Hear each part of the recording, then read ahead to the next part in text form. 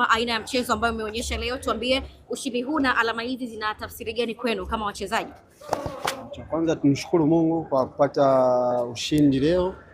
Nahisi matokeo haya yametupa furaha kama wachezaji. Nahisi ni muda mzuri na mashabiki na wao wawe na furaha.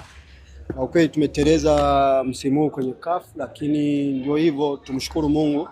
Alafu kingine naweza tu kuambia mashabiki wafurahi kwa sababu ushindi ni ushindi na tutaendelea kupambana kwenye mechi zijazo. Na tena hii mechi tulikuwa nyumbani, kwa hiyo kwa sababu tumepata ushindi inatupa motivation kama wachezaji, kama timu kuendelea kwenye mechi zenye zinafuata. Bila shaka mara baada ya kutoka kwenye michuano hii, hesabu sasa zimerejea kwenye ligi, focus imehamishwa kwenye ligi, na kiu ya mashabiki wengi kwanza wamefurahi kukuona umerejea Msimbazi, lakini kiu kubwa ya mashabiki ni kutamani wachezaji wao wa Simba wakienda kupindua ama kugeuza ile tunaita uteja kwa upande wa Young Africans, mnakwenda kukutana nao Machi moja. Hiyo ndio kiu kubwa ya mashabiki. Kauli yako ni ipi kama mchezaji? Nahisi sisi muhimu ni kuchukua kila mechi after match. Nahisi sasa hivi ni muda sio sahihi kuongea kwenye mechi ya Yanga kwa sababu kabla ya Yanga hapa tuna mechi nyingi. Kwa hiyo itafika muda tutaongea kuhusu mechi hiyo. Muhimu ni kuendelea kupambania timu, kuendelea kupata ushindi, alafu tutaona kwa sababu na hii objective ni kufanya vizuri kwenye ligi ili tuendelee tena na turudi kwenye CAF Champions League tena msimu ujao. Ni funzo la namna gani sasa mmeondoka nalo mara baada ya mechi hii kutamatika? Nahisi kuna vingi vya kujifunza.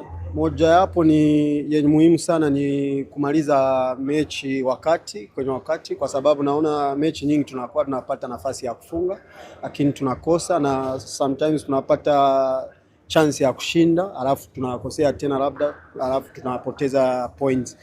Kwenye mechi kama hizi za kimataifa ziko tofauti kidogo kwa sababu tunacheza na timu zenye upinzani mzuri, kwa hiyo na sisi tunatakiwa tuwe tu makini na kupambana zaidi. Asante sana. Cha kwanza michuano ilikuwa kwa upande wetu msimu ulikuwa hatuna bahati na michuano hii, ndio maana kama ulikuwa unafuatilia mechi zote ambazo tunacheza ilikuwa kuna timu ambayo inaweza kudhibiti, lakini ilikuwa ndio hivyo matokeo atakuwa tupate, lakini tunapenda tumshukuru Mungu, kuna kitu tumejifunza.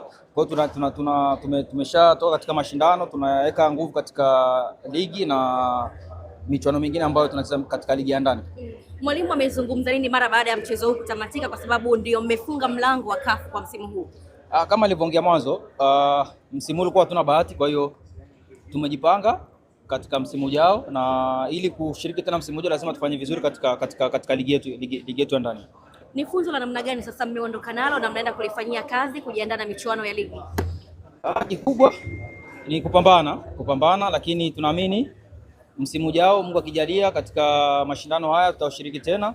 Kuna kitu ambacho tumejifunza msimu huu, kwa sababu msimu huu ukiangalia ilikuwa tulikosa tu bahati tu katika mechi zetu. Mwalimu, mashabiki wengi changamoto kubwa ambayo wanalia nayo ni eneo lako la ushambuliaji. Pengine naweza kutupa experience ni kipi ambacho tunapitia?